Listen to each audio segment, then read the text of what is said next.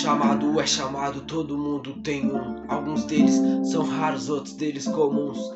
Seja pra impactar uma multidão ou uma pessoa, faça de coração. Israel sofrendo, já tinha 7 anos, saindo do caminho, fugindo dos planos. Gideão no lagar, malhando trigo, temendo os midianitas, fazia isso escondido, achando que esse era o seu chamado. Fazia o seu melhor, era determinado, até que um dia conheceu o Senhor. Chamado é chamado e tudo isso mudou. Chamado é chamado, todo mundo tem um. Alguns deles são raros, outros deles comuns. Seja pra impactar uma multidão ou uma pessoa, faça de coração. Deus deu um exército para Gideão, pra ir pra batalha, grande multidão. No final de tudo, ele quem separou os 300 corajosos, como Deus ordenou, contra os midianitas. Nessa batalha que eram numerosos como a areia da praia, os 300 venceram e puderam se alegrar. Chamado é chamado, o dele era liderar. Chamado é chamado, todo mundo tem um. Alguns deles são raros, outros deles comuns. Seja pra impactar uma multidão ou uma pessoa, faça de coração.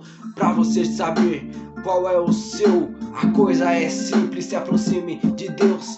Pode parecer pequeno, mas não é não. Chamado é chamado, presta atenção. Jessé, da cidade de Belém, morava com a esposa e os filhos também.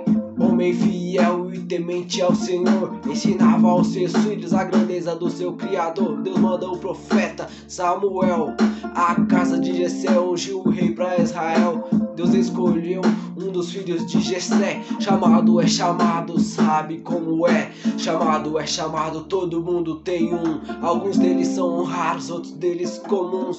Seja pra impactar uma multidão ou uma pessoa, faça de coração. Entre os filhos de Jessé, Deus escolheu Davi e o profeta Samuel, ungiu o rei ali.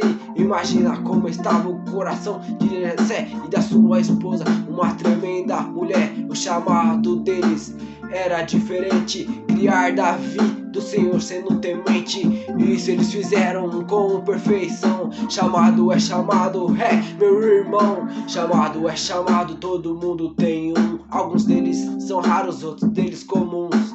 Seja boa, faça de coração. Chamado é chamado, todo mundo tem um. Alguns deles são raros, outros deles comuns. Seja pra impactar uma multidão ou uma pessoa, faça de coração.